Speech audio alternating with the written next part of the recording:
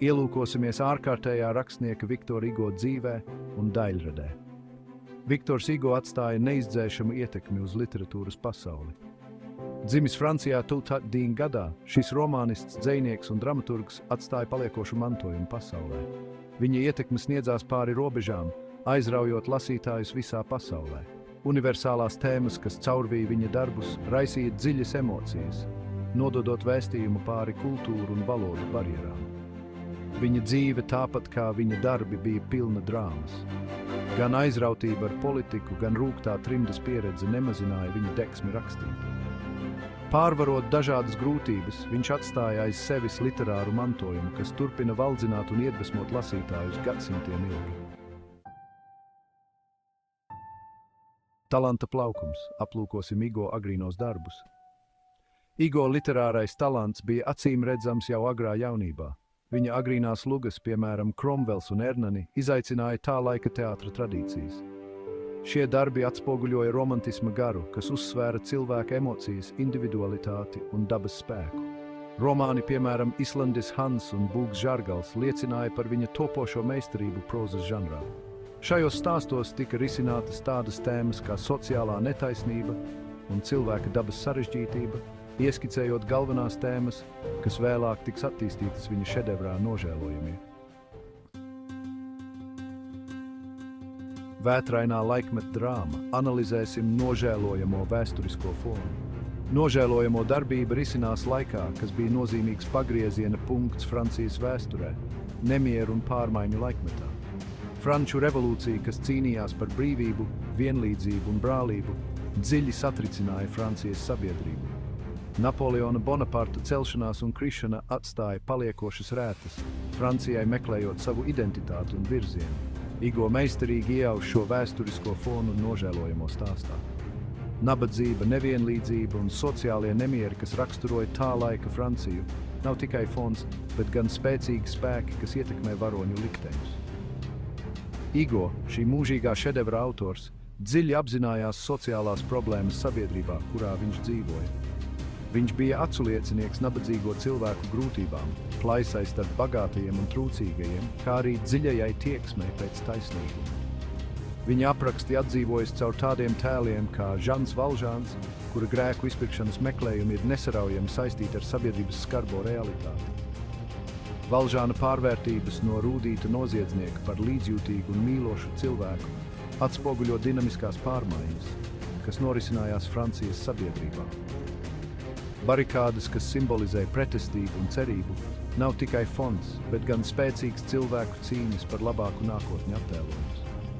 Tādi tēli kā Kozetes un Fantīna iemieso personīgās ciešanas sabiedrības nemieru vidū, un viņu likteņi ir cieši saistīti ar vēstures gaitu. Parīze ar tās ikoniskajām celtnēm un rosīgajām ielām kalpo kā grandioza aina šai episkajai drāmai. Nožēlojamies sniedzas tālāk par tradicionālā romāna robežām, piedāvājot dziļu ieskatu cilvēka dabā, taisnīgumā un cieņā. Ar savu bagātīgo vēsturisko fonu Hugo šedevrs turpina rezonēt ar lasītājiem arī šodien, liekot aizdomāties par cilvēka gara cīņām un triumfu. Francijas sejas iepazīsim nožēlojamo tēlus. Hugo šedevrs ir sarežģīts varoņu likteņu vījums, kuros katrs tēls ir gan individuāls, gan universāls. Nožēlojamo tēli ir neaizmirstami, spilgti attēlojot gan izmisumu, gan cerību, kas pastāvēja līdzās 19. gadsimta Francijas sabiedrībā. Katrs tēls iemieso atšķirīgu tā laika Francijas sabiedrības šķautni. Galvenais varonis Žans Valžāns simbolizē cilvēka spēju mainīties un rast grēku izpirkšanu. Viņa pārvērtības no rūdīta noziedznieka par līdzjūtīgu un gādīgu cilvēku apliecina cilvēka spēju mainīties un rast grēku izpirkšanu. Viņa stāsts sākas ar izmisumu. Pēc 19 gadu ieslodzījuma par maizes zakšanu izsalkušas ģimenes dēļ, viņa dzīve kļūst par grūtu cīņu par izdzīvošanu. Pēc atbrīvošanas viņš ir apņēmies sākt jaunu dzīvi un satiek žēlsirdīgu bīskapu. Bīskapa labestība un līdzjūtība dziļi ietekmē Valžānu, iedvesmojot viņu atmest pagātni un dzīvot godīgu dzīvi. Fantīna, nabadzīga sieviete, kas nes lielus upurus savas meitas Kozetes labā, iemieso skarbo realitāti, ar kuru saskārās daudzas sievietes tajā laikā. Viņas meita Kozetes simbolizē nevainību un cerību uz labāku nākotni. Kozetes adoptēšana pie Valžāna iezīmē iespēju atgūt zaudēto un sākt no jauna. Žavers, nepielūdzamais policijas inspektors, kurš nemitīgi vajā Valžānu, simbolizē likumu un nelokām pienākumu apziņu. Viņa apsaistība ar Valžāna notveršanu rada spriedzi starp taisnīgumu un žēlsirdību. Žavers kalpo kā brīdinājums par stingras pieķeršanās principiem sekām un to, kā stingra likuma piemērošana var kļūt par netaisnības formu. Caur šiem tēliem Igo parāda, kā labs un ļauns var pastāvēt līdzās nemierīgos laikos, un kā cilvēcība un tieksme pēc taisnīguma var uzvarēt pat vissmagākajos apstākļos. Nožēlojamo tēli nav tikai izdomāti personāži. Tie iemieso universālas cilvēciskas tieksmes pēc brīvības, mīlestības un grēku izpirkšanas. Nožēlojamo stāsts sākas ar Žana Valžāna atbrīvošanu no cietuma pēc 19 gadu ieslodzījuma. Pēc tik ilgas un nežēlīgas ieslodzījuma pieredzes, ārpasaules sagaidīšana ir skarba un naidīga. Cilvēki no viņa vairās, uzlūkojot viņu ar aizdomām un neusticēšanos. Sabiedrība viņam ir pagriezusi muguru. Taču liktenīga tikšanās ar žēlsirdīgu bīskapu maina Valžāna dzīvi. Bīskaps izrāda viņam negaidītu laipnību un piedošanu. Šī rīcība dziļi ietekmē Valžānu, mudinot viņu atbrīvoties no pagātnes un sākt godīgu dzīvi.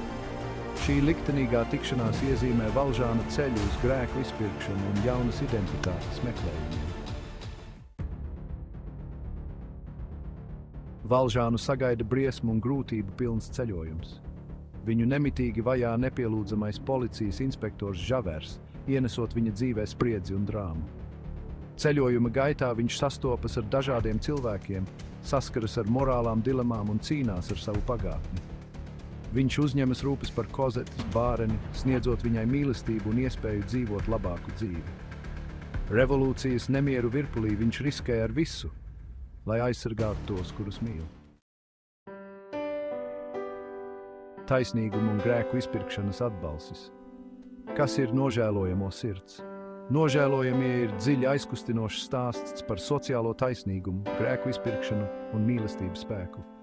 Igo atklāja to cilvēku ciešanas, kuri ir apspiesti un atstumti, liekot lasītājiem aizdomāties par līdzcietību un žēlsirdību. Caur Valžāna tēlu mēs mācāmies, ka ir iespējams atbrīvoties no pagātnes nastas un rast piedošanu un grēku izpirkšanu. Mīlestība visās tās izpausmēs tiek attēlot kā spēcīgs spēks, kas dziedē brūces un iedvesmo uz nesavtīgu rīcību. No grāmatas uz skatuves un ekrāna. Mūžīgais nožēlojamo stāsts ir piedzīvojis neskaitāmas interpretācijas.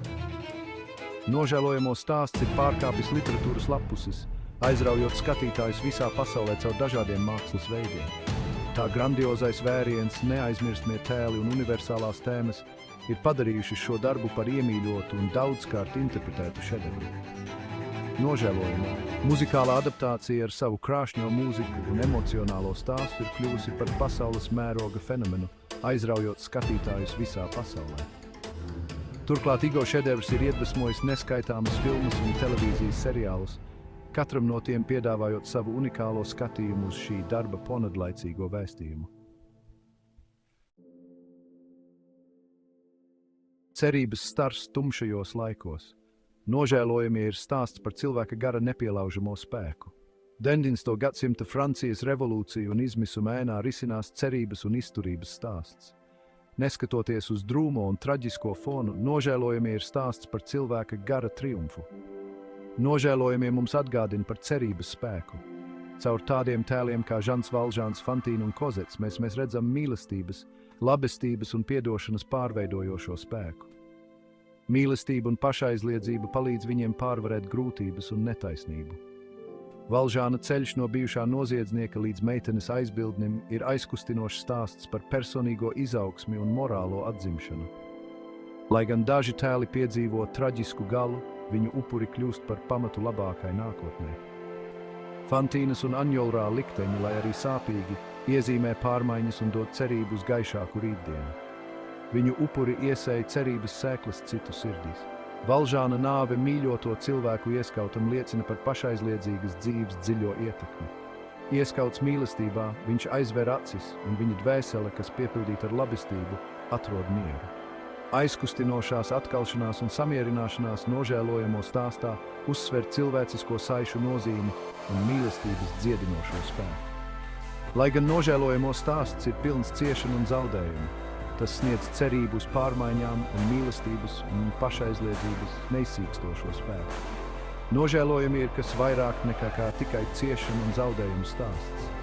Tas ir spēcīgs apliecinājums cilvēku izturībai, mīlestībai un nepielaužamajam garam.